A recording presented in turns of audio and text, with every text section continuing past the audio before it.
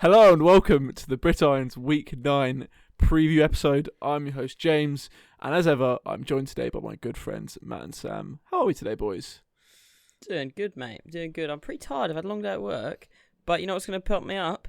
Bit of football talk. A bit of football talk. I'm ready. Ready to get into this. Always pumps us up, I think, especially after, win for the Bucks, another win, loss for Sam's Giants. Love to see it. Hey, we had a much better accounting of ourselves than I thought we were going to. We'll get into that. We will get into that at some point. And before we get into the news for this week, as we always do, I'd like to give a little shout out to the UKTouchdown.com. It's a great place for signed NFL and college memorabilia in the UK. And they also produce some articles as well on the website, which you should go and check out. So that is the UKTouchdown.com. Right, boys, time for the news, and we'll kick it off. We'll start with the 49ers this week and the fact that they are just being absolutely plagued by injuries. Yeah. And this, of course, comes off the back of the news that Garoppolo and Kittle are both out for a minimum of 6 weeks. And in fact, I think Kittle might be out for the rest of the season. I think it's a minimum of 8 for Kittle. So there is minimum of 8. I think there's technically the chance that he could be back, but it's not looking good. Really? Yeah. So does this mean that their playoffs hopes are dead in the water? They're not looking too good at the moment. I think so in that division. Yeah, it's a tough division and it's getting tougher each year. And I think it's maybe a few years ago or last you could have seen it, but not this year. When you got 80 million of your cap hit and it's all on IR, that's not good for getting anywhere in that season. And I think. Yeah. Nah, I don't see it happen. They are talking about adding potentially early stages talks of another wild card. What is it expanding the playoffs a little bit, changing up the format? Even with that, I don't see it happening. I think there's too many other teams lurking around that in the NFC that will take that. Yeah, it's a strong NFC. It's a strong NFC West. You've got the Cardinals have kind of bounced back from after the first couple of weeks where there were questions around them and around Kyler Murray. Kyler Murray's bounced back somewhat and is starting to look kind of more like he's avoided that sophomore slump. You've got the Seahawks who are riding high, and it's just a strong division. The Rams, whilst they've had a couple of kind of unpleasant and unexplainable losses maybe against the Miami Dolphins, they're still a good team. Unfortunately, I think with these injuries, the Niners are maybe the worst team in that division, and that's saying something. That's not a knock on the Niners. That's just how strong that division is at the moment. Yeah, we've got to be gutted for them a little bit because coming into this season, we had them so high, and I think everyone did. Everyone was expecting just get straight back to it, and just on all sides of the ball, it's just been a tough season for them. But hopefully, the guys that are out come back better than ever. Give him another run at it, and this isn't sort of the end of that window, especially for Garoppolo, because there's always been talk about how secure he is there. If they find any sort of success, which it's going to be tough, but if one of these quarterbacks comes in, shows a little something, you could see him maybe try and get flipped, which would be pretty hard on him. Yeah, for sure. But of course, they are 4-4 at the moment, so it's been a weird year. Anything could happen. You are correct. I think if we're being realistic, it has been a weird year. If we're being realistic, in that division, you're right. There's no chance. If they're in the NFC East, however, then they're the best team in the division by a long shot. Exactly. That's even with all those injuries, but so unfortunate times for the Niners for sure this year, and definitely took them down a peg or few from our rankings for sure. Let's move on to the Patriots. And the talk that Stephon Gilmore might be being traded before the deadline. Are the Patriots in free fall this season, do you think now? Personally, I do. I think this is the rails have come off. Now, I actually really I saw something that it came out that Belichick or someone in that organisation had leaked that there was a price on Gilmore's head. Now, first of all, someone in that organisation has leaked something, which automatically says something's not right in New England. Things don't get leaked out of New England. So when things do get leaked, then... But, it sounds like they're asking for a first rounder and a player. Now, from their perspective, if they can get that, they get rid of him, trade him. He's not playing at that same... this time last year, he was the Defensive Player of the Year. He was the best defensive player in the league at that time, arguably at least up there with Aaron Donald and TJ Watt and the likes. He's not playing at that level this year. Doesn't mean he's still not a Pro Bowl kind of level player. I think they need as much capital as they can in the draft. They need to draft well. Their cap room is going to be opening up over the next year or two, so they've got a lot of moves to make. But right now, this is not a good football team, and I think the reason they're staying in games potentially is because Bill Belichick is coaching them well, but they're fundamentally a poor team with very little talent. And at the end of the day, this team's got less passing touchdowns this season than the New York Football Jets. Yeah, There's there's no coming back from that stat. I think this Patriots team, I think it looked like at points, and especially early doors, Cam Newton was going to be doing enough that no one was looking at him like as a contender, but someone who's going to be there, they're going to be sniffing around the right end of the season. Ever since he had COVID, Cam Newton just has not looked the same.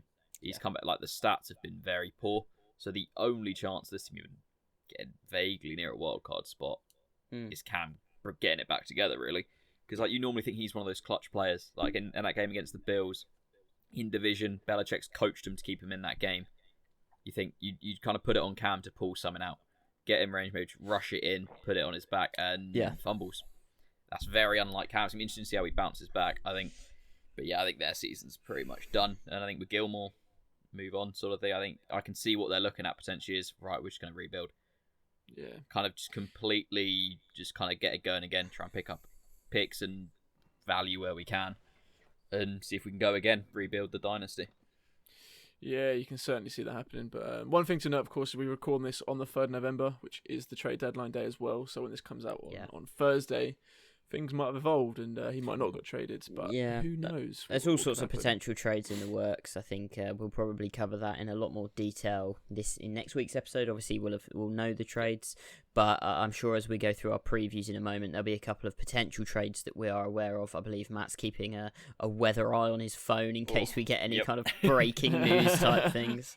Who knows? Maybe we can break something on the podcast, which I suppose it wouldn't be breaking because it doesn't go out until Thursday. I was going to say 48 hours delayed. But we'll be excited because it will be breaking for us. Exactly, that'll be very exciting. So fingers crossed it happens in the next hour or so, and we can get talking about that as well. But let's move on to the final news piece of the week, and as ever, it is surrounding the New York Jets and the head coach situation, and that is that Adam Gase still remains employed in New York.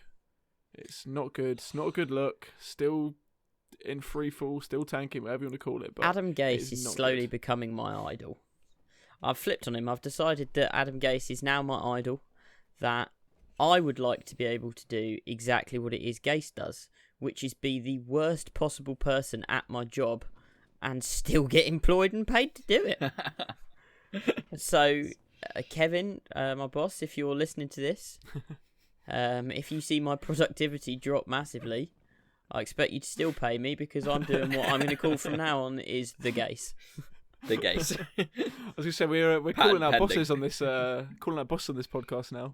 2 weeks in a row we've called out our individual bosses, which is interesting. That is more of a bold take than last week, I have to say there, Sam. So if Chris, you're listening, or Matt's boss are listening, we won't be doing the same, that's for sure. But speak for yourself. I've pretty much made a career off it so far. But Adam Gase still in the job, not looking good. I mean, realistically, it was never going to change off the back of the Chiefs game, was it? Everyone knew what was going to happen there. So they might be the best high school football team in the country. He's going to be there till the end of the season. We're just going to have to live with it and accept it. We're halfway through. We're halfway through. We're nearly there. Yes. And we're not even Jets fans. So imagine being a Jets fan. Like, just know we're so disheartened. We're so disheartened just watching his team play football. It just kills us every time we have to speak about that man. But here we are. It still happens. So look forward to next week when we mention the same topic again, because it is certainly coming. Right. Let's get into the more juicy part of the episode. The Week 9 previews. Well, first of all, we'll mention teams on bye, actually. So we've got the Bengals, Browns, Eagles, and Rams all out of action this week. None of them are playing, so of course, if you're listening for those teams, we won't be talking about them. But two teams that are playing this week, and they play on Thursday night, the day this podcast comes out, is the Packers going to play the 49ers. Of course, the 49ers are a team we've just mentioned before, gutted by injuries, losing Jimmy G for this week, and Kittle as well, and for most of the season, to be honest too. But the Packers are off 2 losses in a row here, 2 losses on the bounce. Yeah. Could they potentially be there for the taking, or is it just too many injuries would affect it for the 49ers? I'm really, really intrigued by this Packers team at the moment, because although on offense they don't have a lot of the big weapons, you've got Devontae Adams, who's just playing out of his mind football. He's a really great player, and Aaron Rodgers just seems to be able to find guys. You've got Robert Tonyan stepping up, and whilst a lot of the guys that don't necessarily get open, Aaron Rodgers can throw them open, and you've got Valdez-Scantling and all sorts of these players who get up and they get the job done offensively. I think the issue with this Packers team at the moment is actually the defensive side of the ball. When you go back and you watch that Minnesota game that they lost at the weekend, I don't think offensively they did badly in that game. The Packers, okay, there was a couple of missed plays, as you will get in every game, and they didn't really they didn't convert on every single drive. But you take that first half, I think they only had like 2 drives, and it was 2 touchdowns. Fair enough. The reason that they couldn't go out and beat the brakes off of the Vikings was because the Vikings played in the way that I think is the way to beat this Packers team, which is just run the ball, run the ball, run the ball. And the Packers, even though they knew where the ball was going, I mean, Dalvin Cook got 70% of the offensive touches in that game. 70% of the production came from him, and they still just couldn't stop him. If you can't stop the run, the other team can just control the time of possession, and then when they get these big plays, they get the lead. It's really hard to then claw it back. So I'm really intrigued to see them against a 49ers team who, even though they've been hit by so many injuries, Kyle Shanahan is one of the best coaches in the league at scheming the run. So I'm going to be really interested to see what happens in this game. I think the Packers have got to be the favourites going in because of all the injuries and not having Kittle and not having Garoppolo. But I think there's a real chance that the Niners could pull off an upset here. For me, it really depends on the Niners' backfield and just can they get it moving. I think we've seen you can beat the Packers, just run it at them. But I know this just got get right game written all over it.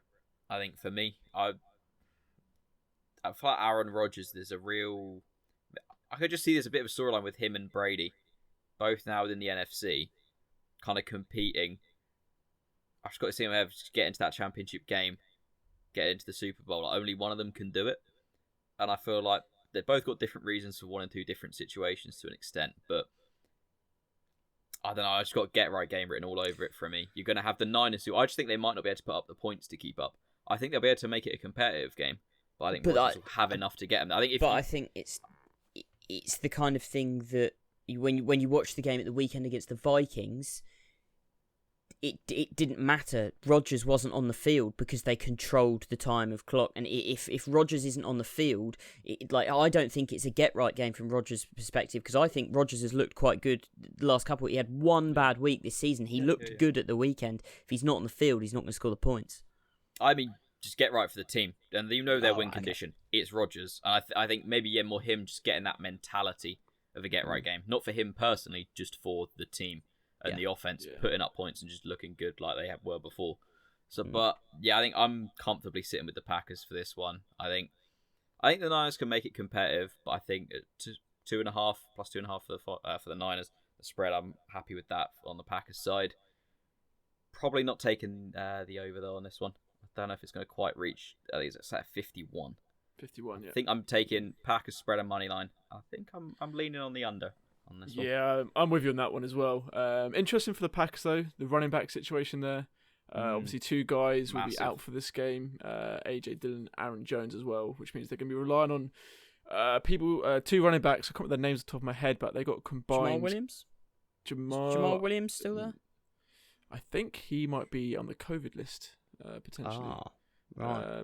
It's not looking good. Some unknowns. Yeah, basically there's 2 names on there, and they have a career combined carries of like 20 between them, which is not good. So perhaps if the 49ers can force the Packers to run, there might be a way in for them to win there. But I think overall, Matt, you're right about the bounce back, the get right game, if you like, for the entire team. I think I can see that coming in, and this spread seems quite low in my opinion, so I'm very happy to take that Packers at minus 2.5 and keep on rolling basically. But yeah, confident for the Packers this week? I'm less confident. This is one bet wise. I think I would avoid. I wouldn't want to. Really?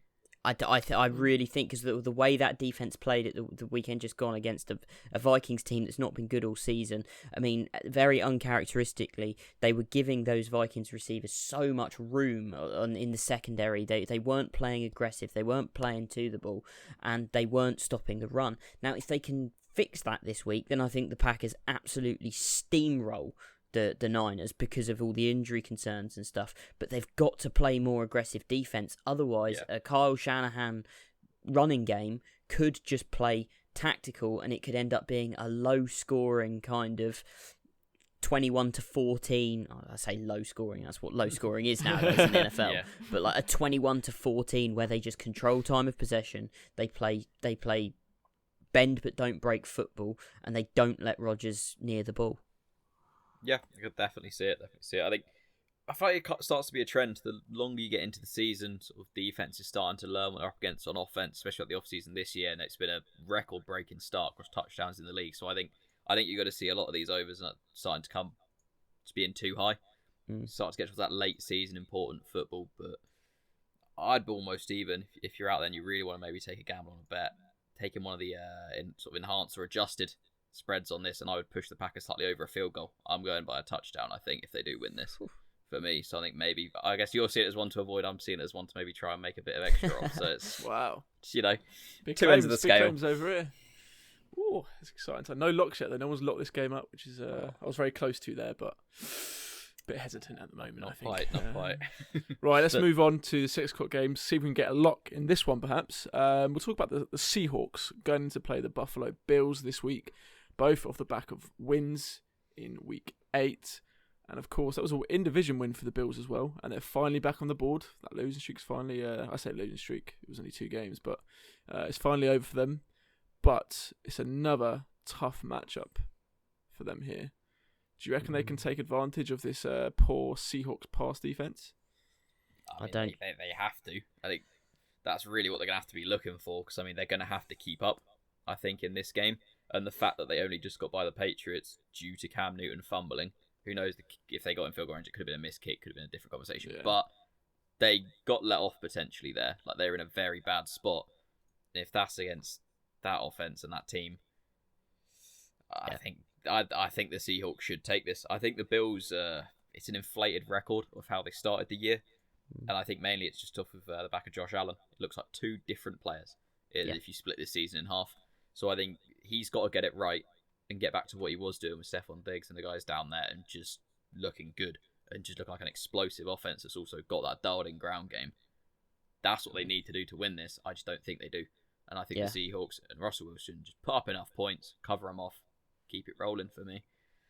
Bills, I think, are trending back towards what we probably thought they would have been at the start of the year. Like when coming into the year, if we'd have sat down and conversation and said, right, what do we think the Bills, this team, is going to look like? And we'd have thought, right, they're going to play sound defense. Josh Allen will put up around 20 to 25 points a game. He's not going to look special, but he's also not going to look bad, and they will win kind of close, hard-fought, physical games. And that's kind of how the Bills are doing it now. That yes, Josh Allen had that kind of stretch where he was playing out of his mind, but he's trending back to what he is, which is probably a slightly better than average NFL quarterback, which is not a knock on Allen.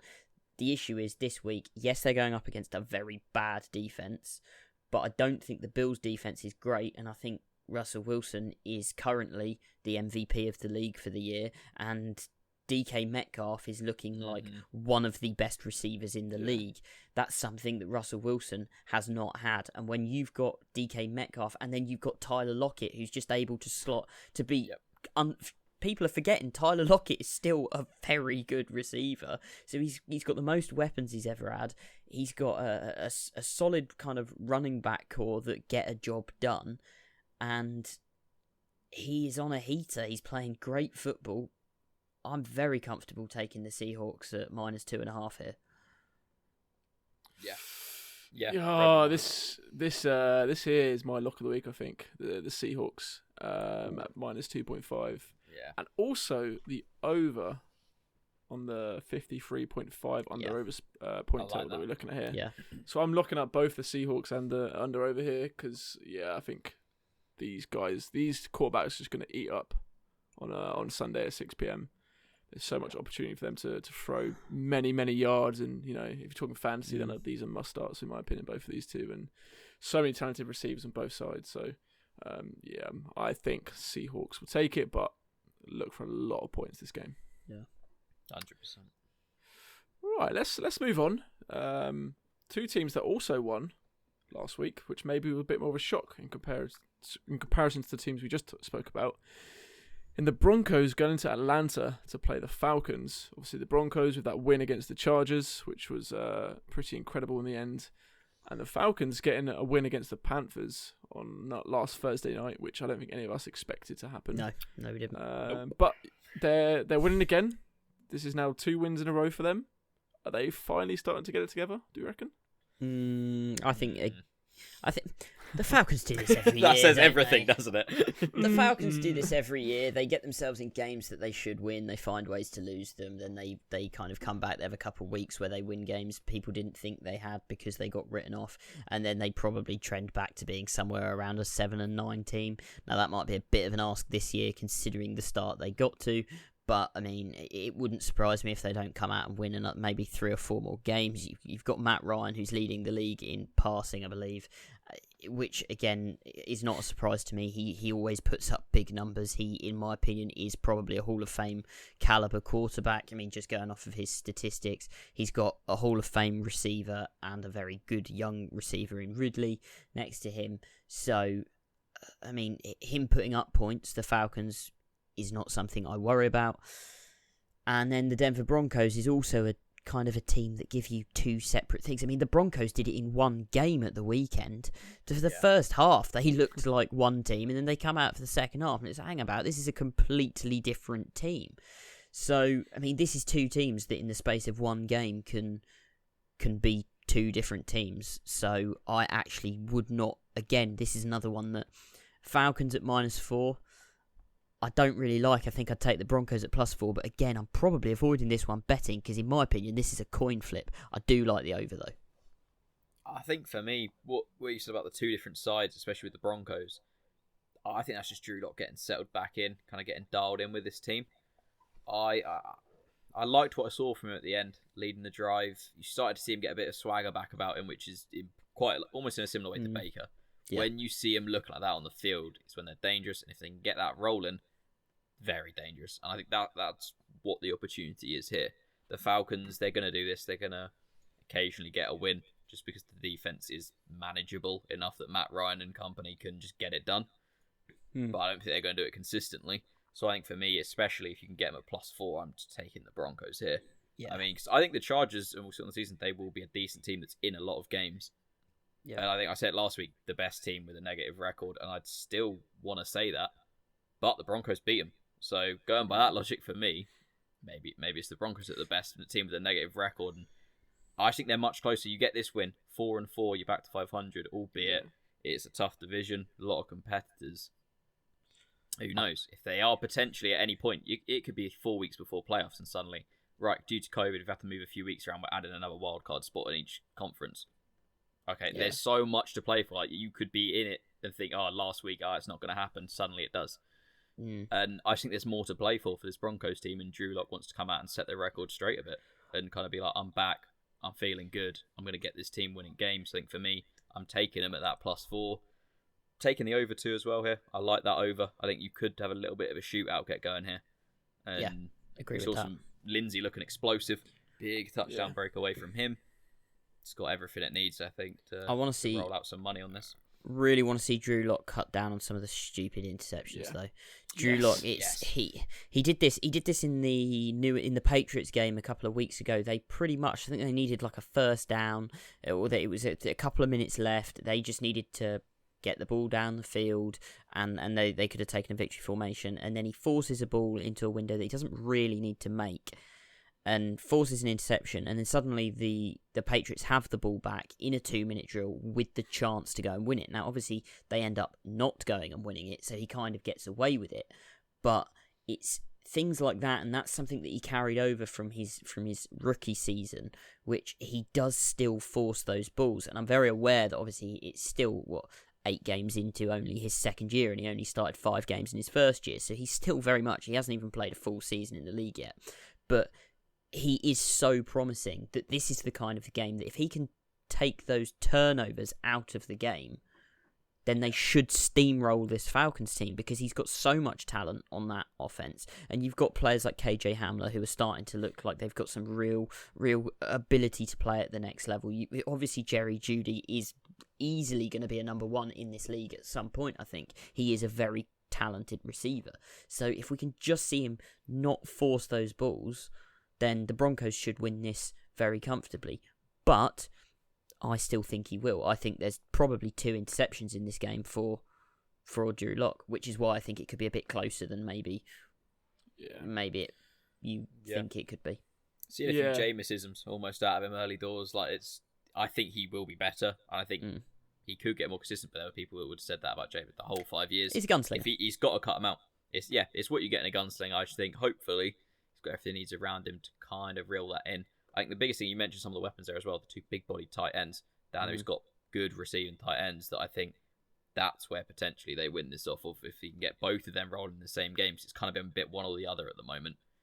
Started to get a bit of it in that second half going to either of them. If you start doing that, it becomes a very difficult offense to scheme against, which will help him in cutting down those picks if they can't just place double coverage on a few guys. If they've got to really spread it about, becomes a bit easier for him.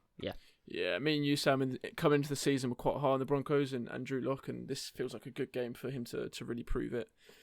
Just on the Falcons side as well, we're not sure if Calvin Ridley will be playing this week, which is going to be a big loss for the Falcons, which could swing it as well. So, I'm taking the Broncos as well at +4, and that 50 under/over is very tempting as well. You could really see it coming in. So, I think we're all agreed on that one as well, which is interesting once again.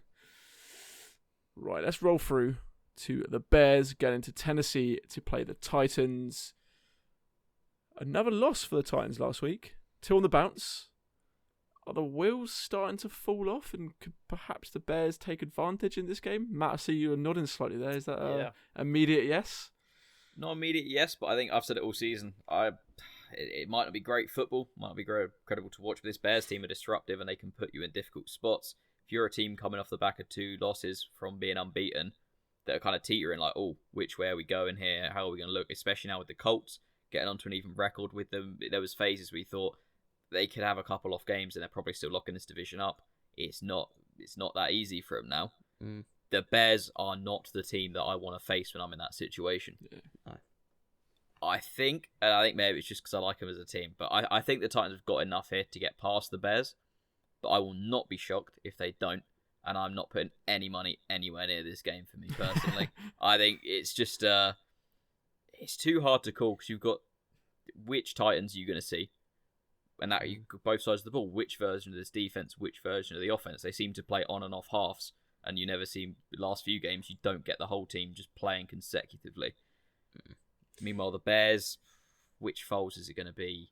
Which Montgomery is it going to be? Which Khalil Mack? All these, there's so many options. I think that's the biggest thing with this game, and I like the Titans money line this week. I think they probably win the game. Not sure I like them on the spread. I think 6 is quite a high spread, just because offensively you've been really struggling to get it going in the last couple of weeks. And you know what? I'm not going to give you anything against the Steelers. There's no shame in struggling against what is the best defense in the league and has got the potential to be a historic defense. So let's not give the Titans a hard time. But to not get it moving on that Bengals team really and not be able to keep up with Burrow, I think is an issue. On the flip side of that, I'm not so worried about the Titans defense. Burrow has been torching people this season. Pretty much anyone Burrow has played, he's torched for yards, and Burrow is just going to be putting up more and more points, and as he accustomizes to the league, he's looking like he is a legitimate top tier NFL guy. The Bengals have got their quarterback, and we've gone through that. I think the reason that I like the Titans this week isn't because I think the Titans are great and because the Titans will win this game through a get-right game, as we like to say. I think it's just that the Chicago Bears offense is not that competent. Nick Foles isn't the guy. Nick Foles is the definition of the quarterback that this time in 10 years there will not be a quarterback like him left in the league. The second anyone collapses the pocket, he can't do anything. He can't move. And when you've got defensive lines that are getting heavier but faster and stronger, and they're just every single metric is increasing. If you can't move at all in the NFL, then it's not the NFL of 20 years ago. Players like Brady and Foles and to an extent, I suppose, Drew Brees, they're getting phased out, just pure pocket guys. And I don't like that kind of at the moment. I don't think they're going to be able to put up points against this Titans defense, which I think is competent. I think the Bears defense will get a good account of themselves, but I think I actually like the under in this game because I just can't see either offense really getting rolling. Yeah. This for me, I think you put it well there, Sam, about the Bears and Nick Foles, but I think it's a combination of a get-right game and what you just said there about the Bears too. I think you could easily see the Titans coming out here, all guns blazing, wanting to prove people wrong, getting their season back on track, if you like, even though it's not really off the rails, in my opinion. And I can see them coming out and just smashing this Bears team. Over, I'll probably go over on that basis. And yeah, the spread at -6 is quite favourable for me as well. So I'll be taking the spread at -6 and the over at 46.5, covering both of those, I believe, anyway. Right, let's move on to another 6 p.m. game that sees the Detroit Lions going into Minnesota to play the Vikings. Vikings are favourites here, at -3.5. The under-over is quite high at 53.5. And the Vikings, they got the win in Week 8, which was surprising against that Packers team, as we mentioned. Dalvin Cook having a great game. Yeah. Do you reckon they can get it done again against the Lions team, who are also sort of one of these bounce-back weeks? Lock it up for me. Ooh, I'm really? locking the Vikings this week. I think with Dalvin Cook back and evidently firing, I'm not saying he's going to come out and do what he just did again. I think it takes a lot of pressure off. I think you're going to start to see this combined with while he was out, Justin Jefferson started to emerge. I think now this offense is a bit back near kind of where it was last year in some points. Obviously, Stephon Diggs, Justin Jefferson, there is quite a gulf, but they can fill the same role within that offense. And that's what I think we're going to start to see. Gives a bit more room, because you've got to respect that deep threat a little bit. A bit more room for Thielen to do his thing across the middle. Could start getting some running going. And I don't like this Lions team. I think that they'll be in it. It will look like a competitive game at points. But I think it'd be in a gambling sense. If the Lions get up early, I'm going in play heavily on that, on the Vikings side, because I just don't trust them to hold out and win it. And I don't know. I think it's a turning point for the Vikings. I think there's going to be some high-scoring games in there, because this defense there's concerns, still has issues. And I think Stafford could light it up. You never know. That's always a risk with the Lions. But I think this is where the Vikings start to get things rolling again. Because you've got to think, coming into this year, everyone was talking about them as a way better team. You'd have almost imagined with that record flipped. So I think 2-5, they're very easy to overlook. And I think they can maybe just start to get a little bit of something moving there. Get a few consecutive wins. And some good performances on the bounce. Yeah. I mean, I wouldn't lock this one up. But I think I would be comfortable taking the Vikings at -3.5, purely because I think both of these teams have got issues, right? I mean, the fact that the Vikings have quite clearly been, or are a team at this point, that basically, if they don't have Dalvin Cook, they are nowhere near as effective. And without Diggs, they've not been as effective as they have been in previous years. So it's clear that they have issues. They've allowed quite a lot of points this year, and I worry that if they can't control the game in such a way like they did against the Vikings against the Packers, then maybe the Lions could take advantage of that. But the Vikings are the better coached team in this game, and I think this is the kind of game when you've got two teams that aren't playing great football on a year in general.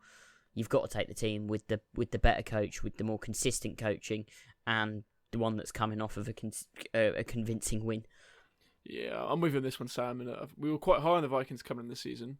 And what has really changed since then, apart from their record being a losing one, I think. So, I can see the Vikings winning this game. Dalvin Cook's looking good, looking back, which you'd love to see, and there's got a good few offensive weapons and wide receivers as well. So yeah, I'm happy to take the Vikings on this one. I'm a bit more hesitant on the under/over 53.5. I think that's maybe a touch too high for me, but it's very borderline. That one, it's one of those coin flip ones, if you like, which is probably another one of my most overused phrases on this podcast. But it is definitely a coin flip under/over for sure. But hey, I have to wait and see. There it is. All of the stereotypical James lines coming out. I don't even do it for myself anymore. I just do it to get your reaction. It makes my day. It makes my day, to be honest with you. But right, let's move it on and let's talk about my Baltimore Ravens going in to play the Indianapolis Colts. Of course, Ravens lost last week against the Steelers, but arguably a bigger loss was Ronnie Stanley. Left tackle going down with a nasty injury. Brutal injury. A lot of money being just waved away there, wasn't it? He got paid. I mean, from his point of view, it's good. Yeah, exactly. He's got paid before it happened, so it's okay. But seen it a few times when he has missed time, and Orlando Brown has moved across to the left side. He hasn't adapted quick enough, and then when the right tackle comes in, hasn't looked good enough. Yeah. So I'm a bit scared about this O-line, especially on a season where Lamar hasn't been playing at his best. He's been playing okay and well in places, but not the MVP that we saw last year. And I think last week he was partially to blame for that loss, if not mostly to blame for the loss. Largely, I think. Yeah, being favourable there perhaps. And this Colts team are 5-2 on the season. They've been looking not too shabby, if I'm honest. So I'm quite worried about this game as a Ravens fan. But how do you guys see this? The big thing for the Colts, which just makes them stronger going forward, and I think this is a huge game for the Colts. If the Colts come out and win this, suddenly the Colts go from being a team that's had an easy schedule and a relatively easy schedule and they're 5-2 to okay, they can play football. Yeah. They've got Darius Leonard back now. That is going to make all of the difference in that run game defense, which against the Baltimore Ravens, I mean, you guys put up, 260 yards rushing on the Steelers. If they can come out and win this game, the Colts, against the Ravens, and they can hold that rushing game, which hopefully, as we kind of said, will be made easier for the Colts by, obviously, Staley being out, that offensive line issues, then this is big for the Colts. Massive potential win. That being said, I don't have the faith in their secondary necessarily to hold Lamar Jackson back enough. Oh, this is an odd game for me. I think if we're talking about this a week ago, it would seem quite cut and dry.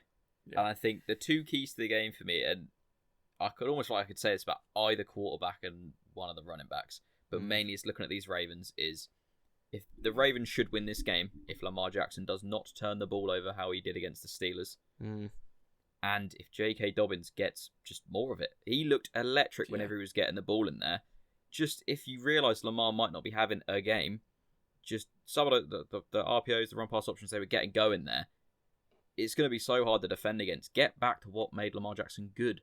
Just be a rushing team. Stop. You look at it. Okay, at this point in his career, he's not quite there with his arm, especially against those good defenses. So just don't force it.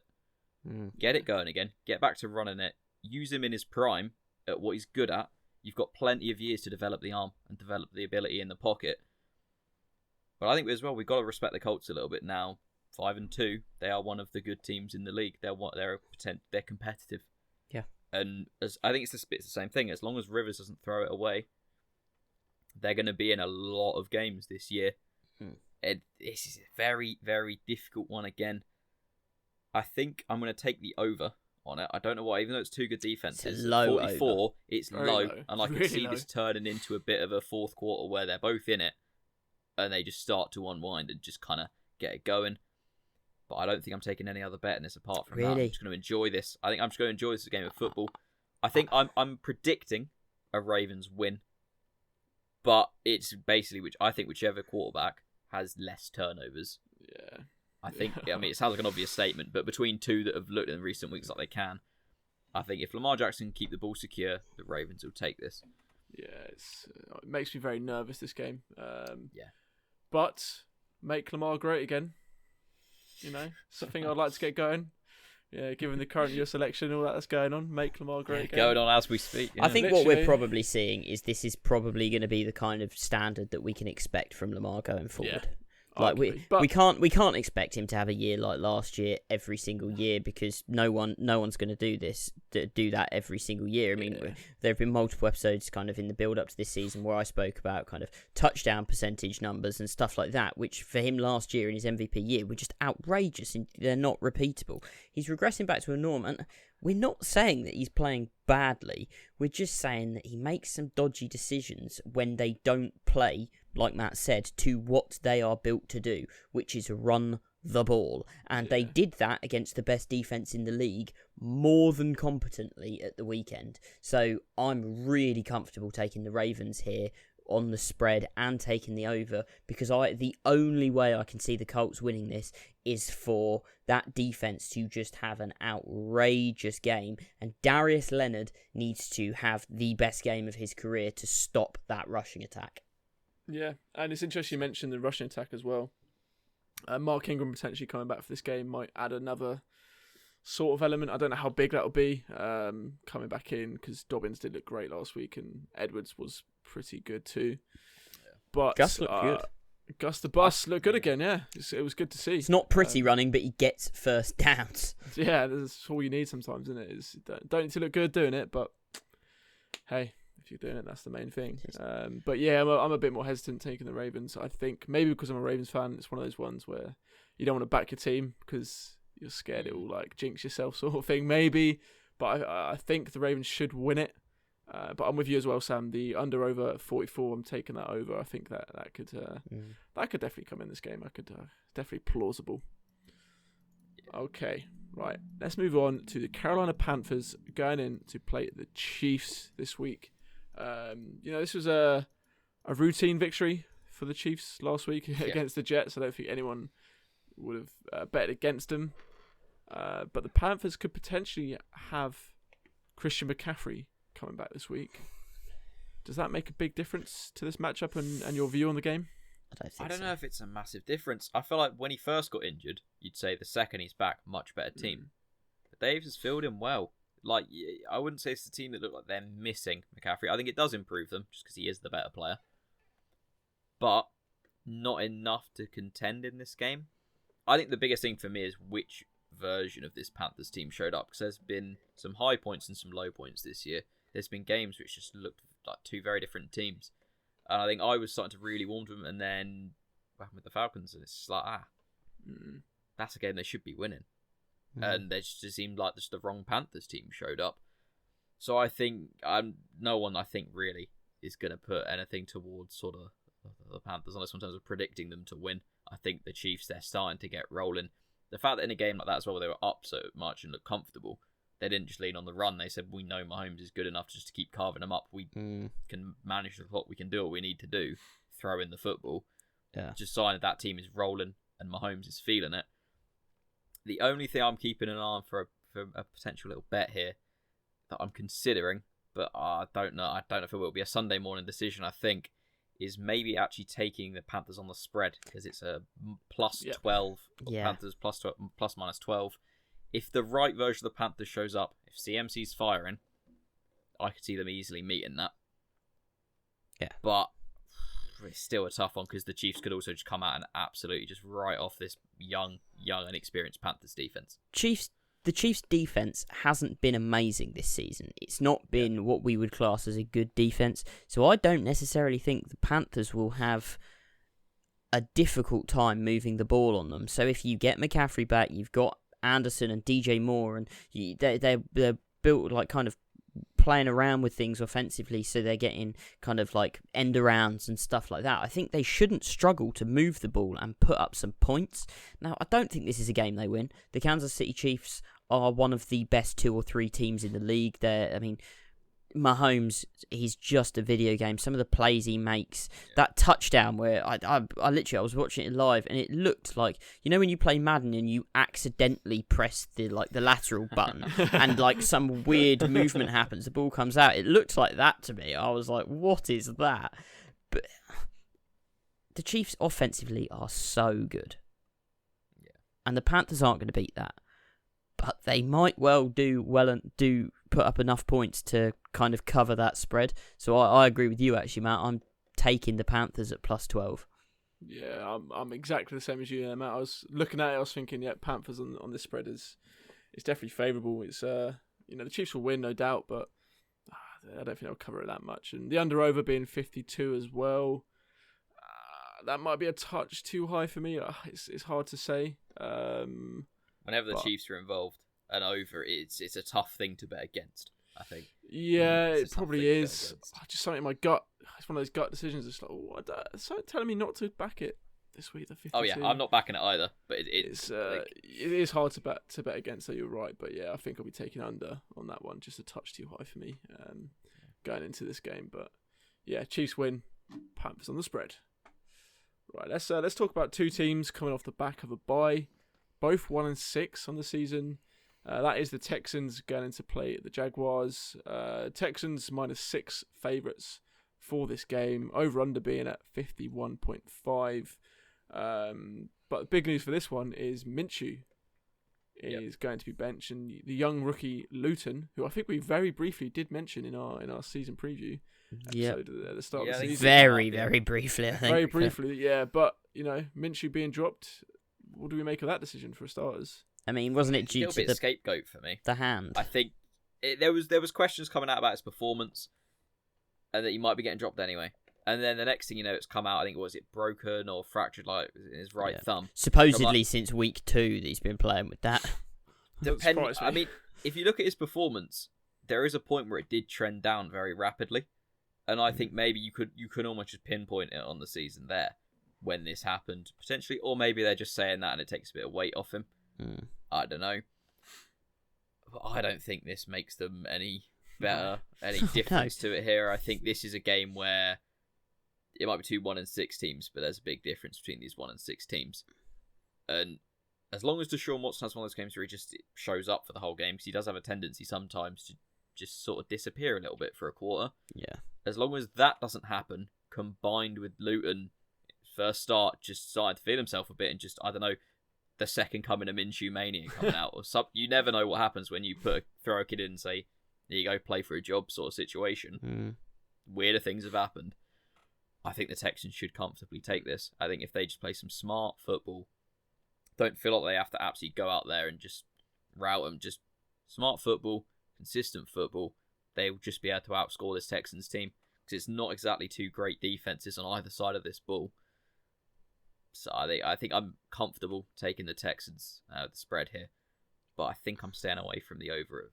Don't want to call that one because it's too unpredictable when you've got a rookie quarterback making his first start. But I'm definitely in a lot of my bets parlaying it a lot. I think getting a lot of backers going with the Texans on the spread here. I agree with Matt. The Texans to win this game. They've just got more continuity on offense. Is probably the best way of describing it. Losing Minshew and losing the guy who's been your leader for the last year really is whether his quality of play has been good or not. That is going to hit a team. And then when you throw in a late round kind of rookie, was he out of Oklahoma State or something? Yep. Yes, there is always the kind of we've got no film on him kind of aspect, and anything could come in and happen. But I'm not keeping my hopes up for the Jags. It's a dire situation if you're kind of starting a guy who was a late round pick and you don't really know what you've got in him. So Texans every day comfortably. I'll take him on the spread at -6 as well. Yeah, that spread seems quite favourable towards the Texans there, and overall Texans are a better team, I'd say, than the Jaguars. Definitely. And Minshew or no Minshew, Texans should breeze by here. Deshaun Watson and David Johnson much better. Just two names off the bat. Yeah, point to keep an eye on. Speaking of names on that offense is Will Fuller. Will he be there? Will he be suiting up for the Texans? A lot of trade talks going on about him currently. Packers being a leading candidate, which Packers need him. The Packers need a receiver. They need a receiver. Yeah, agreed. Need some help for Devontae Adams because we've seen it, and I think that's half the problem at the weekend. If you can, as much as Devontae Adams looked good early, they shut him down largely for what we've seen from Devontae Adams before when he has a game. Put Will Fuller opposite him, and you could get burned by either at any minute. Yeah, exactly. I think it's a smart move. I think Rodgers has got to be there. Like, come on, you had the opportunity to do this in the draft with a rookie. Get me a guy now. Like, we're potentially could use some help, maybe sort of in that linebacker group, but they're potentially a player away from where they need to be. I think they're a receiver who can get open because a lot of those other receivers, they can't get open. They're either fast and they just outrun people, or Rodgers throws them open. Adams is doing everything on his own. If they can get their running backs back healthy and they can get another receiver in there who can take off some of that load from Adams, then I think this is a vastly different looking offense and a much scarier one. Yeah, I think for the Texans as well, depending on what they get back, because obviously this is going to be a new regime. I've got, first and second round picks this year. I'm not saying they're going to get that much for Will Fuller, but they need some picks there. They need to give some flexibility to whoever ends up being the permanent guy there. And I think potentially, as long as it all stays healthy, which when you got Stills, Brandon Cooks and stuff is a bold hope at points. Yep. If those two and Cobb can stay healthy, that's still a good receiver room. It's not what it was last year. That it'd be very bold to trade away your 1 and 2, but Watson's still got enough to work with there. I could see it potentially just making sense for both teams and for the player, like for Will Fuller. Like, he's looked good and he's had those games, give him a chance to go win something. 100%. But we'll see. Who knows? By the time we're saying this, he could have gone elsewhere. It could have been Cooks that gets traded. I mean, apparently they're all relatively on the block, those big four receivers there. So who knows? But regardless of which one receiver gets traded, I think Texans no doubt win this game. I don't think there's shouldn't be any questions there. And, long story short, Texans to win, and we'll take them on the spread. Right, let's move on to the last 6 p.m. game of this week, which is juicy for you here, Sam. It is the Giants. Also, my look of the week. Oh, we jumped the gun there a little bit, mate. But I don't know who they're playing yet. But the Giants going to play the Washington football team. Last time out, the Giants came victorious over the Washington football team, albeit through a failed 2-point conversion from Washington. So, Sam, my question to you was going to be, can they do it again here? Yep. But it sounds like you're pretty comfortable with that. Lock of the week. It's happening. The Giants aren't as bad as their record suggests. Now, they're not a good team, but they've been in a lot of close games this year. Every single game they play, they're in. And they're doing that against very good teams in some cases. I mean, we were right in that Bucs game. Now, the reason we're losing these games is, in my opinion, one of the same reasons we're in the games. Like, our defense is getting better, and our defense, I think, is good enough now to be in that middle pack, right? We're not making stupid mistakes. We're not making, giving up mad chunk plays. And I think Danny Dimes he's two separate players. He is the guy who you feel kind of confident that he can take the hits and he can move the ball down the field and he can do all of these things, but he just turns the ball over too many times. And that game against the Bucs, he lost us that game with silly turnovers. He's turned the ball over so many times when he doesn't have to. And I think in a game against a team like the Bucs, then you're going to lose it. When you're playing against a team as good as the Bucs, when you turn the ball over, you're going to lose. Against a team like the Washington Redskins football team, sorry, stop myself there. Caught yourself. Against the football team, I don't think the football team are good enough to necessarily capitalise on all of those mistakes, and I think the Giants win the game. I mean, the Giants, arguably, are a 2-point conversion away from taking that game against the Bucs to overtime. Uncalled pass interference, even though it was pass interference. Right call. It was pass interference. It clearly was, but I won't say anything bad against my man Winfield Jr. because he is Defensive Player of the Year, Defensive Rookie of the Year. But that's a bold one. Jeez, wow. But Giants win this game. Lock up. I don't know. I'm not as good. I'll get. Obviously, it's hard. I don't want to relate it too much into the Bucs, so we'll get to that a bit later. I think this defense does look good. Fumble they got out of Rojo's, bad fumble from Rojo's side, but defense capitalised. Offense got out in the field. got the scoring, got themselves in a good game script. I don't know. The thing that concerns me is, I think maybe it's a little bit the Bucks playing down to the Giants. Less so than the Giants being better than we expected to an extent. And I quite like this Washington team at points. If the offense is the problem for them, everyone knows it. I think their defense has got some highlights to it. And that worries me against a player like Danny Dimes, that he could just single-handedly lose this for them. They did look good running the ball against the Bucks, which is a quite actually decent achievement nowadays. The Bucks have got a very good rush defense. But it's just this front seven and this D-line on this Washington team is nasty. And I think maybe there's starting to be an air of it, especially when you're playing against a better defense. If you can come out a few good players against, let's say, the Steelers or the Bucks, your offense can start to feel itself. I think this Washington defense is just a bit underappreciated. It's not. I'm not saying it's up there on the same level at all, but it's a decent defense with potential. This is a game I'm just avoiding. I don't like this being an NFC East game. Who knows what either team, what level they're going to play to, especially when they're playing another team in that league or in that division. I think I'm going to go with Washington to come out of this with a win, but I will not be shocked if the Giants manage it. Washington just need to maybe just start to lean more towards the run, not force anything. The QB situation there is not in a good spot. Yeah. But arguably at points, the Giants' QB situation with Danny Dimes has looked just as bad. There's been points this season where he can't hold on to the ball. He's just got butterfingers going on. Just loves a fumble. That's true. And when you've got Chase Young potentially coming flying at you, a lot of people are fumbling that ball, especially if you've already got a fumbling Danny problem. Dimes just got to turn those wheels on. He's like the fastest player in the NFL. So. Until the turf monster gets him. But yeah, I think for me, he's stumbling. So for me, I'm not betting on either team here because I just don't want to get involved in that decision. But I am taking the over. It's quite low, 43 for me. I could see that getting beaten. Just this turning into a bit of almost a bad game of football, but just ends up with just points coming up. Maybe even half of them scored by both defenses. Yeah. I would not be shocked.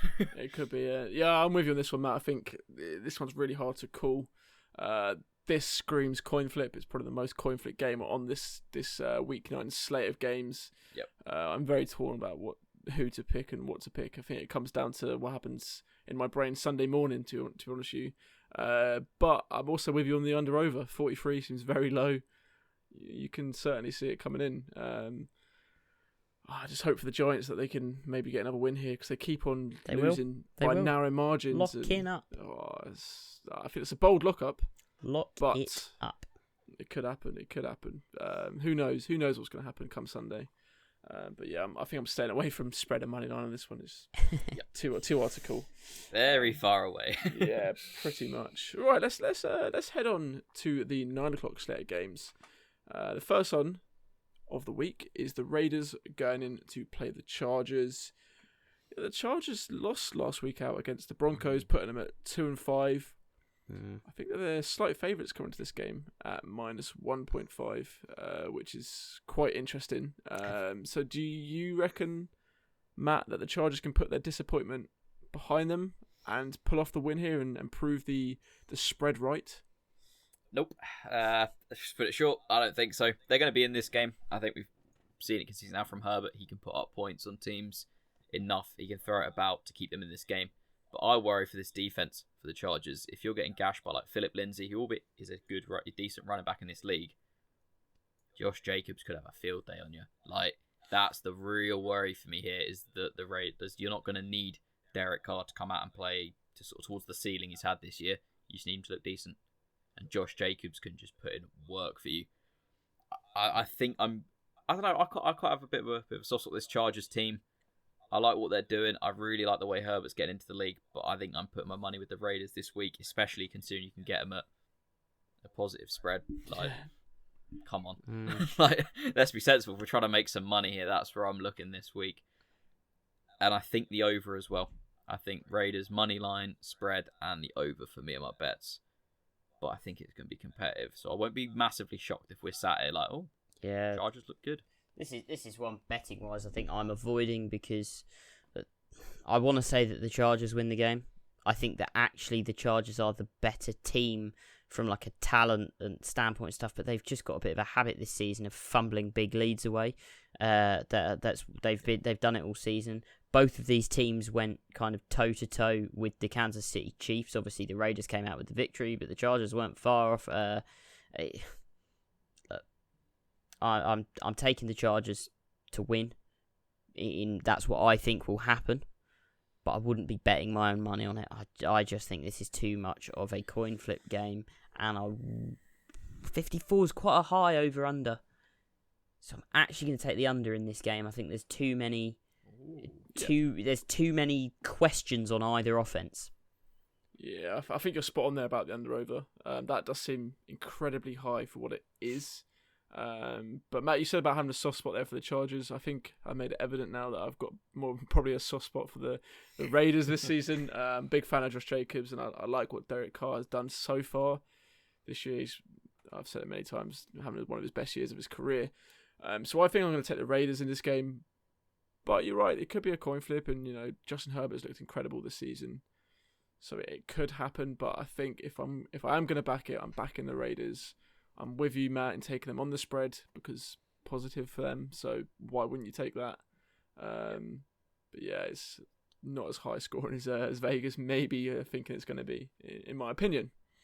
This is another big candidate as well for in playing if the Chargers get ahead by potentially a score, especially with the spread already being their way. This is going to swing, and you could get the Raiders at potentially plus a touchdown. Yeah, which that to me that sounds like money. Yeah, Matt loves a cheeky in-play bet. I learned last Sunday we were sat there and he was telling me about all the in-play bets that he's putting on, and then 10 minutes later losing. So it was. Hey, I made money. I made money on the week. Well, so. More than me, that's for sure. So I can't judge at this point. Right, let's move swiftly on to the Steelers going in to play the Cowboys. Of course, the Steelers being the only remaining undefeated team on the season.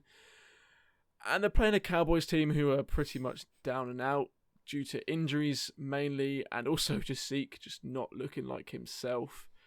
So I'm pretty comfortable in saying this, but do you guys reckon as well that the Steelers will go 8-0 here? Yeah, 100%. Like, what is now a practice squad quarterback? I think getting elevated for the Cowboys. Cooper, I'm not sure if it's his last or first name. I read the tweet quickly earlier. Could be a partner. Who knows? Who is he? Who knows? I mean, it can't be worse. I think, let's be honest, not to be too harsh on Danucci, but it hasn't looked good. I think it was that first drive. I like the Cowboys trying to get creative with it. There's a bit of wildcat in there, all sorts going on.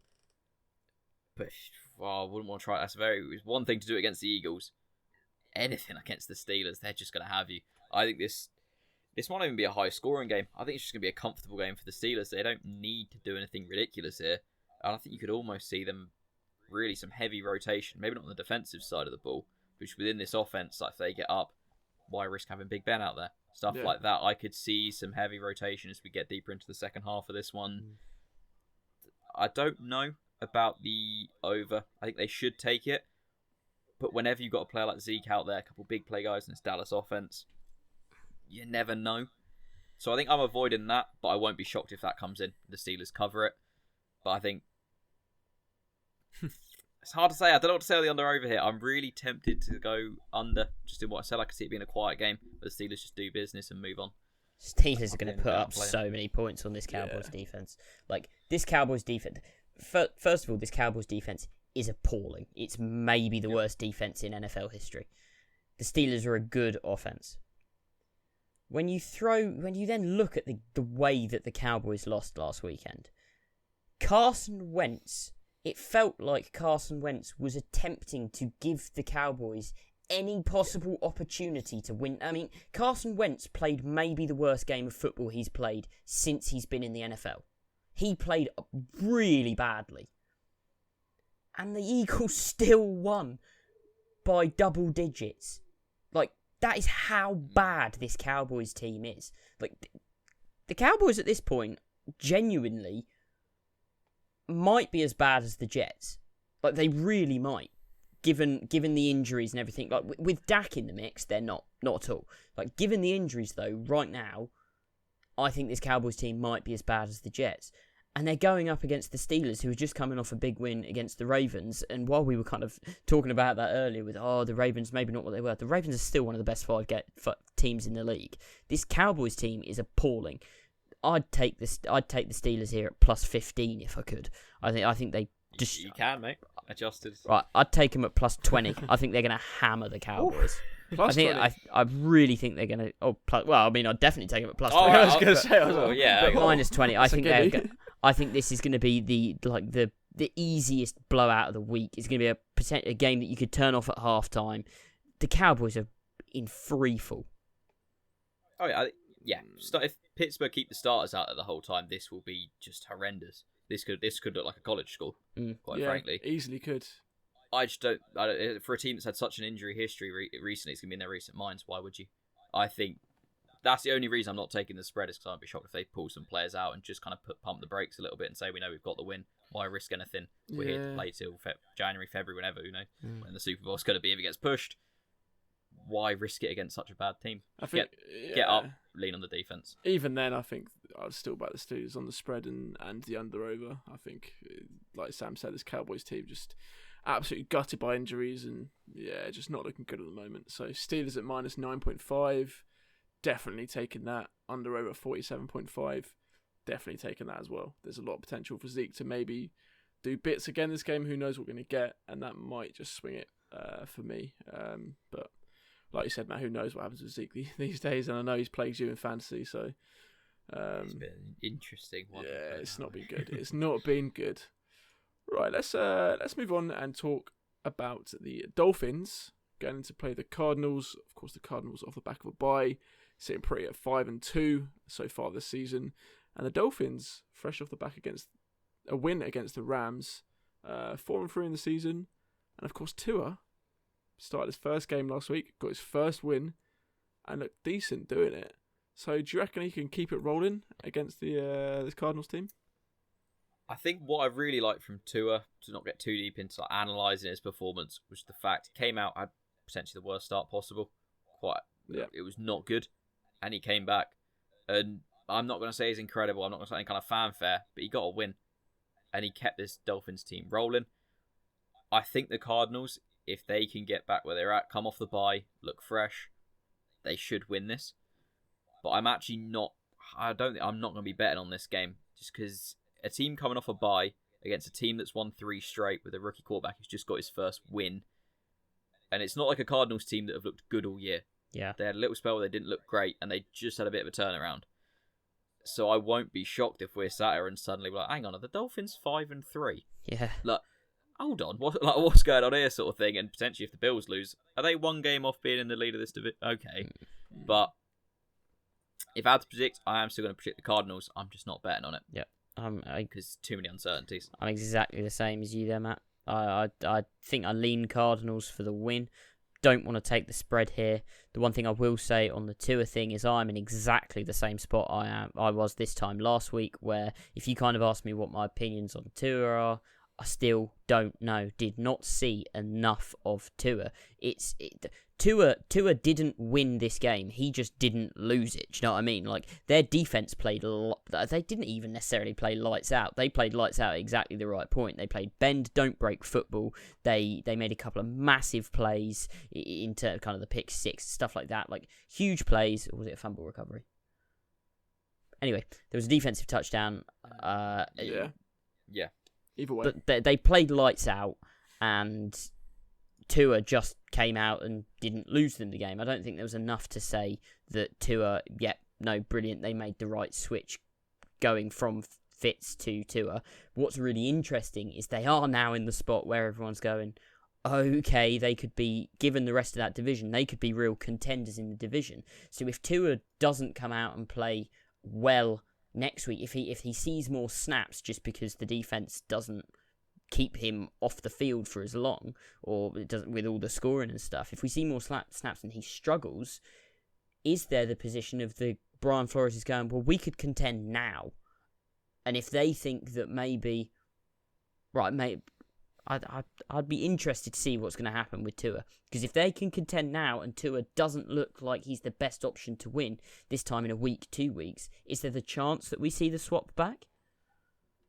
I think for me, Fitzmagic doesn't necessarily give him a better chance to win. Because which version are you going to see? We've seen it before where he'll single-handedly lose games. We've seen him single-handedly win games. This year he has been more consistent. He's looked a bit more like just found a bit of a median, but towards the upper side of his ability. But I think especially when it's your young draft pick quarterback of the future, to put him in, because they knew this was a possibility when they put him in. They put him in hoping to win, and they know that if they get a win, you're going to start looking like, oh, this playoff team. Are they going to be sniffing around that? I don't think you can then pull your franchise guy out later in the season without, I don't know, I feel like that really sets a bad start to what they're hoping is a long-term relationship with this guy that's going to just bring him in some championships. And I just I don't think Fitzpatrick's the guy that you think we will be able to do well with him. Because realistically, even if this team gets to the playoffs, they're not going to make a deep run. I think you put them against some of these big AFC teams. There's a few teams that can stack. I don't see them getting past them. They might get into the wild card. Yeah. They might kind of get back there and say, right, this is the direction we're heading in. And if I'm looking at that, I want to get that experience. I want him playing the big games half this season for me. But I see what you're saying. But I just think that's potentially franchise suicide a little bit of. I just find the whole put the rookie in just very interesting at this point, because I think that game last week really showed that this team is a lot better than a lot of people will have thought they were going to be coming into the year. And you've put in a guy who we don't really know what we have. And I still don't think we know what we have, just because that was a game that there was so little for him to do because the defense played so well and they were given such great field positions and stuff. Like, we haven't seen him in those scenarios where it's like, right, you have got to convert this third down here, or you have got to go down and do this 2-minute drive. And we don't know that. And I just find it interesting that they pulled him without Fitz really giving up the job, if you know what I mean. Yeah, and you said this at the start of the season as well. You said about how you were concerned that they'd put him in too early for your liking, and perhaps that has been the case. But yeah, I think I'm with you as well there, Matt. It sends a bad message if you swap him out all of a sudden this part of the season. So that's my take on the Tua thing anyway. But back to the game. I think one of you mentioned it earlier. It's too hard to bet on this one. Matt, you said I agree with that opinion as well. I don't know where to put my money because the Cardinals -6. That could easily be Dolphins coming very close, a field goal in it, or even getting the win. So I'm staying away from that. And under over 47.5 makes me nervous as well. So all round, just staying away from this one for me personally. Quick bit of trade news to jump in before we jump to this next game. Yes, nothing massive, just relevant to what we've been talking about. Will Fuller ain't going anywhere. Packers and Texans, it's being reported, could not agree on the value. That makes me think they were looking to maybe try and get someone like a second rounder, get one of those picks they don't have, and the Packers just being like, I'll done. Yeah. If we weren't going to draft one with one of our picks for Rodgers, why'd we give you that sort of situation? Yeah. So yeah, Texans offense staying as it is. Bad news for the Jags. Good news for Deshaun Watson. No, I think Deshaun Watson really gets on with Will Fuller. They've clearly got a good connection. I think Deshaun Watson would have been quite upset to see Will Fuller go. Yeah, 100%. Good news for my fantasy team as well. So don't lose Fuller for another week when he has to wait out on COVID. So God, you can keep him in the lineup. It's been a tough one this year for sure, with all those little injuries and COVID related things, definitely. But say that again. Right, let's move on to the late game, the late Sunday game, 1:20 in the morning, Monday morning, if you're in the UK. This sees the New Orleans Saints going to play Matt's Tampa Bay Buccaneers. Now, it was a narrow win for the Bucs against the Giants last week. Does that give you any cause for concern going into this game, Matt, or are you a bit more one of those games last week? It happens. I think I alluded to it a little bit earlier. I think we played down a little bit, but it seems to be the games where we don't come out and look as good as you'd expect or people would predict, or just Brady isn't happy with what happens. I think anytime you see him angry on the sideline, it seems like a slight trend that the next game, the whole offense just doesn't want to do anything wrong and everyone does their jobs properly. And I think you're going to start to see where Rodgers made a few mistakes recently. You know what Arians is like. Be like, okay, Fournette's going to get more of the job. Jones is going to be the complimentary guy. I think you need to maybe move away from it. It's been so 50-50 that backfield. I think one of these guys needs to be the 70 to the 30 almost. Let one of them get rolling. It's a revenge game for me. I'm seeing it. I think we obviously lose in week 1 when this team's still learning what we're all about. Now, Antonio Brown coming in. Arians being cagey, said, oh, he could be out there for 10 plays. He could be out there for 35. His quote's just come out as we're recording this. I think we're going to see him used almost what we saw on that Patriots drive. If he's out there, Brady's looking for him, and it's slightly designed use. He's not going to have had time to pick up an entire playbook and feel comfortable with all of it. So they're going to get him in to be comfortable with the specific areas of it, and just where when he's in, they're going to be looking his way. I think obviously I'm going to be taking the Bucks, but I think I'll be betting on them as well, even though I know that's normally a bad decision, bet on your own team, getting caught up in all that. But at -4, I'm comfortable with that. I think we can take this by a touchdown. I'm seeing us having one of those games where we bounce back, and the defense, they won't like what happened last time we played the Saints and just getting scored on as they did. So I think you're going to see some of these defense, a maturing defense. You mentioned it with Winfield Jr., a few other guys like that. I think this is a big revenge game for me, and I'd potentially take an adjusted spread up more towards a win by a touchdown, a clear touchdown for the Bucks here, for me personally. Yeah, I think I've just got to agree with Matt there. The Bucks are the game against the Giants. It almost seems like a trap game there for the Bucks, and it's so cliche. And everyone who kind of covers the NFL, they always talk about this, but teams that win championships just find ways to win those games, and Tom Brady's done it for years. Games that he comes out of, and every week people go, oh well, they looked kind of ropey on that win. It's like, yeah, but they won the game, and they won the game, and the Bucks have looked good now for multiple weeks on the trot. Since once we got past those first 4 weeks, which again Brady's done consistently. First 4 weeks, most seasons there are always questions. Not quite got this down. Not quite got this down. You've now got the Bucks coming in. They got getting players back. They're getting Antonio Brown, which is just adding another weapon. They're finally getting Gronk worked into it, which is looking like, right, so yeah, Gronk's not going to get loads of targets, but he's going to catch touchdowns, which is massive.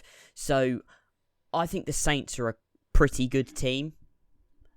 I hate to say it, but I think at this point, the Buccaneers are probably one of my favourites to at least make the championship game this year. Everything's coming together for them. They're getting better week after week. And games like that Giants game, which is a game that going into you think, yeah, they've got this easy, blah, blah, blah, blah, blah. Couple things go their right way, and they find a way to win the game. I think they handle business comfortably against the Saints. I think they win by a touchdown. Yeah, I think you're lined up on that one. I'm surprised. You're probably right. I probably would say the same as well about the touchdown. Interesting thing here is that Tampa Bay have the best defense against the rush. They're only averaging like 70 yards, rushing yards per game on average, which is incredible. So you're talking Alvin Kamara, they're going to limit him as much as they can, this Bucs defense, and they're going to do it effectively if history is to write itself again. So yeah, I'm taking the Bucs this game. All round better team, and that run defense is really going to stop the Saints from getting too much done on the ground, which I think does alter their performance. Great chance to go 2 wins clear as well. We're looking towards playoffs and everything is starting to be accepted and sort of expected now. The Bucs will be there, but I think if you can go 2 wins clear, the Saints aren't looking incredible. I mean, I don't think we're going to trust the Falcons or Panthers to put together a late run. Yeah. Finally, especially then, years, but I could sit comfortably for the end of the season, and be like, especially having already split the games against the Saints. If you can split those games against the Saints with 2 games clear, you're going into that back half of the season quite comfortable. That probably, even if you go 500, you're probably going to win that division at that point. I think late bye as well, week 13, quite nicely set up to get things right for playoffs. I think it's all trending up. Yeah, you can see it happening. It's hard to argue. Used to this. It's hard to argue against it. It's definitely plausible for this season. Sam looks in pain right now. Yeah. If you're not watching this on YouTube, I think if it was James, he'd be happy. But I think it's just because it's me. Well, it's me and my Bucks are decent. Should we move on to the other half of the divorce? Right. Yeah. It's this is best game of the week, blockbuster as I always call it, week on week. It's the last game to talk about. It's the Monday Night Football game. Let's see, the New England Patriots are going to New York to play the Jets, the 0-8 Jets, with Adam Gase at the wheel. I mean, Jets can't win this game, surely. This should be a Patriots lock-up, right? Monday night, prime time football at its best. I can't even finish the It's going to be an sentence. offensive I can't even fireworks show. pretend. Like, this is just... I could see why, when scheduling, they maybe thought, who knows what's going on in this division? Maybe Darnold gets it together. What's Cam doing? Why they'd give this as a... But come on. Like, now we're here. It's almost like, just swap this about. Like, there's so many other games this week that should be Monday Night Football. Yeah. Talk about this game specifically. I think the Patriots win. Not comfortably. It's not going to be a good game of football. I think I've said this so many times now that, I mean, maybe it's putting a curse on him, but I think Cam finally is incredible. Not MVP Cam, nothing to sort. Just doesn't lose him the game. Just plays something that looks like football. But I'm going to take the Jets on the spread at +7 because I think this could be a field goal game. Just a scrappy, not nice football game where Jets lose again because 0-7, you're probably going to keep your money there, aren't you, on them losing? Yeah. But just get it done and cover the spread. I'm not going anywhere near spread betting on this one just because the Jets have kind of hung around in there against some of their games with the spread in the last couple of weeks, and the Patriots' offense is bad. But, look, and I say this every week, whenever you get a kind of dodgy team going in to play the Jets that have got questions around them, if Cam and this Patriots team can do anything on offense, then they can do it against the Jets. So I think this is a really interesting one from who are the Patriots? Because if we're sat here this time next week and the Patriots haven't covered that spread, then I think it is very fair to say, no, Patriots are not going to amount to anything with this offense. And Cam will be... If Cam doesn't win this game, I think Cam is done in New England. Because... But if you can't go in and put up and beat the Jets by more than 7, then there's something really wrong. Yes, they've got all sorts of issues on that offense, but come on, this is the Jets. So, yeah, the Patriots are probably going to win the game. The Jets are terrible, but the Patriots are also not good. So I agree with Matt. Boring game, leaning Patriots, but going nowhere near the spread or the over-under because this could go either way, in my opinion. Yeah, I couldn't agree more. And also, Jets might have Brashad Perriman back and Jamison Crowder. Which... I was going to say that. I'd love you to get excited about it. It might impact the spread a little bit on the under-over. They're both better options than the Patriots have got at wide receiver at the moment. That's very true. Granted, yes. But also, Stephon Gilmore, if he does get traded, won't be there to defend against it. And he might be injured as well going to this game. And then there's a bit of a knee injury lurking there. So perhaps the Jets put up a better performance than what we've seen before. I love the way you went to good and then you were like, let's rein that one back in. A better performance. This could be the game to see it, but yeah, I think you guys are right. Patriots to win, but not confident taking the touching on spread. Gilmore there, I wonder if this is one of those player trying to be traded, maybe being traded, injury kind of injuries, if you know what I mean. Like, it's a bit of an excuse kind of thing. There might be a sort of a little something there that normally you'd play through that they'd just put him out because they don't want him getting worse if they're trying to trade him. But yeah, it could happen. Yeah, it could be the case. But safe to predict 2 new quarterbacks when these teams play next year. I think so. Cam needs to do a lot. Cam needs to do a lot to win himself this job because he's not looked good, and they're going to be picking high. I could see the Patriots. You know, there was that phase where they always seemed to trade back. They're one of those teams that would move out. I could see them getting aggressive this year if they're vaguely high, and I think they're going to be when they're floating around in that top 10. I could see them hopping up and Belichick going, right, reload the dynasty. Let's just get the quarterback in there and build from there, sort of thing. It's going to be a really interesting year this year, I think, just to see which is the third quarterback off the ball, because I think there is going to be that clear cut that Fields and Lawrence are the 2 top tier guys they're going to go, but you've got the kid at BYU who's playing really good football and is really rising in people's draft rankings. You've got Trey Lance who's sitting out the year and is just prepping for the draft, so you don't know. I mean, I don't know if that's going to affect, maybe his stock just rises massively because all of that extra head stuff that he's doing, and he's already got the physical capabilities, and we know he doesn't turn the ball over, so it's going to be really interesting to see where that third quarterback goes and if people want to aggressively trade up. Yeah, and as it stands as well, Patriots picking at 9th, so there's a lot of potential for them to get a quarterback there. They won't get the top 2, like you said, so there is options for them to get that third off the board. Very likely. Even looking at the teams above them at the moment, Dolphins, Cowboys, Falcons, Washington, Chargers. It's only maybe one team in there who could potentially want to get a quarterback there. So I think you could be right. We could see 2 quarterbacks coming into this game next season, and it could be a whole different ball game. New head coach for the Jets, new quarterback, revitalised franchise. I wouldn't be shocked with the Patriots side to see him potentially get one of those big 2. We've seen weirder things in the drafts where suddenly everyone overthinks it. Well, I mean, and especially with players sitting out, suddenly you just see a few teams and a few front offices, the Jets, make some weird, bad decisions. And suddenly you're like, hang on, how have we just let the Patriots get Justin Fields or Trevor Lawrence or whatever?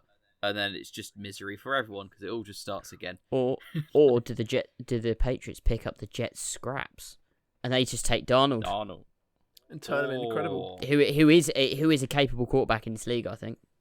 Or is a third option. The Giants are currently sat in second. They could trade up for that second spot. Let's not get ahead of ourselves here. I thought you were about to say Rosen. Danny Dimes. I thought you were about to say Danny Dimes ends up somehow at the Patriots. I was like, there's no way Belichick takes that fumble. It's been a weird year. Danny Dimes will end up at the Colts. It's gonna be Jameis against Trevor Lawrence next year. Jameis against Trevor Lawrence when the Patriots play the Jets in the Super Bowl. 2021, lock it down. No, that can't happen. Yeah, how many years ahead are we talking predictions. Oh god, that would be a madness if the Jets made it to the Super Bowl next year after the seasons they've had. But hey, I will bet you a lot of things that doesn't happen, James. If you consider it, I'll probably not consider it. It's gonna be very drunk for me to consider that one, I think. But sums up this game, I think, doesn't it? That much of a tangent. Just quickly covered it like bad Monday night football game. But 2024 Super Bowl. It's the Jets every week. This happens. I think the Jets there's nothing to talk about. They're just such a dead end team at the moment, and I think Jets fans could probably agree with that. So the garbage time segment. Leave the Jets till last every week. I think it's got legs that way. Yeah, leave them Monday Night Football. Exactly. I agree with that, Matt. Leave them Monday. Oh no, I just meant our reviews. Don't put them Monday Night Football for the next. I quite like them being on Monday Night Football because it means that when you're a bit tired and you're not sure, can I be bothered to stay up for the game? You watch that, you see that the Jets are on. No, I'm out. Yeah, doesn't waste one red zone. Yeah, on exactly. Sunday. This is true. Exactly. Very true. Very true. But that rounds off all the Week 9 game previews for this week. There's a lot of good games in there. A lot of potential good picks we've made there. But exciting times. Halfway through the season. It's been a good one so far. It's been a good one. But unfortunately, unless you boys have any further points to raise, that is all we've got time for today. So as ever, be sure to head over to YouTube, go like, comment and subscribe. And also turn on the notification bell. It will let you know when we have posted a video or an episode. And you don't want to miss out on a Brit Iron moment. And of course, go over to Instagram and Twitter. We're at the Brit Iron. Go give us a follow. Go get involved with the conversation over there. Join the community that we're growing. We'd love to have you over there. But for now, thank you for listening. We'll see you next time. See ya.